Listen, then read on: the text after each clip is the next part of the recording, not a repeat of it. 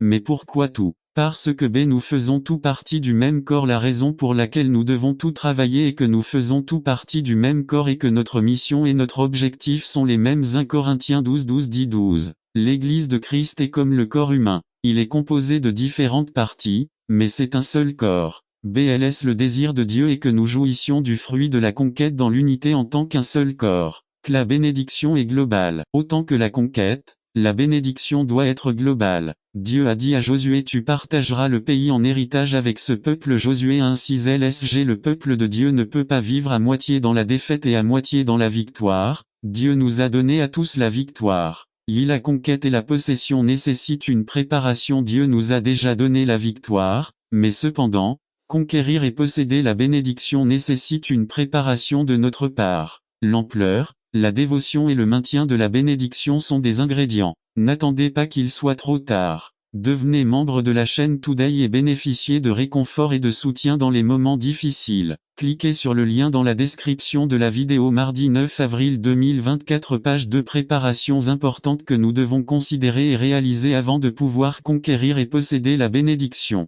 La bénédiction peut être si grande que nous ne savons pas quoi en faire. Cela peut nécessiter plus de dévouement et de dévouement que ce que nous sommes prêts à donner et nécessitera un entretien, pour ne pas le gâcher. De quel type de préparation ai-je besoin?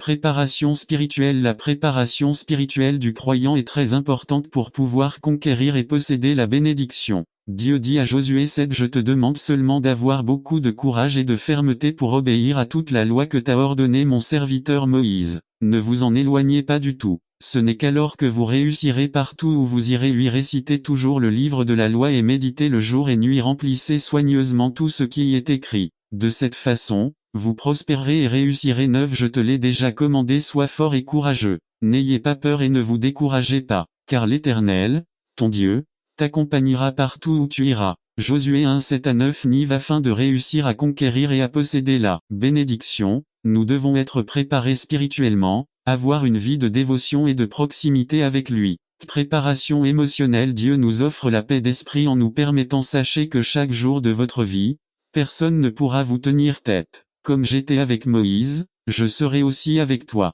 Je ne te quitterai pas et je ne t'abandonnerai pas. Josué 1:5 Nive. Nous devons comprendre que Dieu est notre chef et notre capitaine, et que c'est lui qui remporte nos victoires pour nous. Ce fait doit apporter la tranquillité à notre esprit, car si Dieu est pour nous, qui peut être contre nous? Préparation matérielle. La conquête et la possession nécessitent également une préparation matérielle. Au verset 11, il est dit: préparez-vous à manger. Josué avait ordonné aux fonctionnaires d'avertir le peuple afin qu'ils puissent se préparer. Dans tout type de conquête et de possession, des ressources matérielles sont nécessaires, qu'il s'agisse de nourriture, de vêtements, d'argent, d'études, bref, d'innombrables ressources que nous devons être prêts à donner pour conquérir et posséder la bénédiction. L'ampleur de notre conquête et de notre possession dictera le type et la quantité de ressources dont nous aurons besoin. Rappelons-nous qu'en fin de compte, ce qu'il faut faire, c'est conquérir et posséder ce que Dieu a promis, quoi qu'il arrive. La conquête et la possession amènent l'anticipation, car d'ici 3 jours tu traverseras le Jourdain pour entrer en possession du pays que Jéhovah ton Dieu te donne en possession. V11.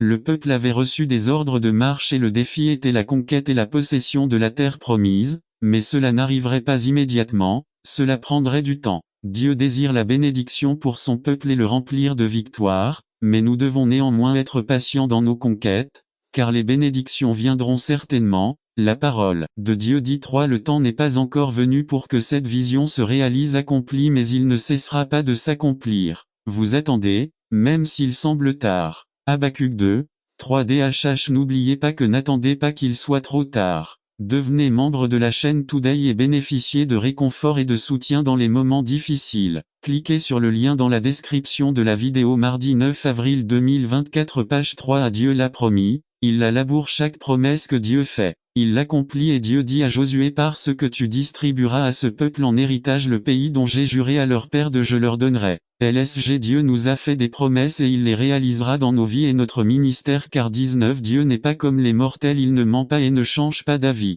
Quand il dit une chose, il le fait. Quand il fait une promesse, il la tient. Nombre 23-19 DHH Dieu l'a promis, il le labourera.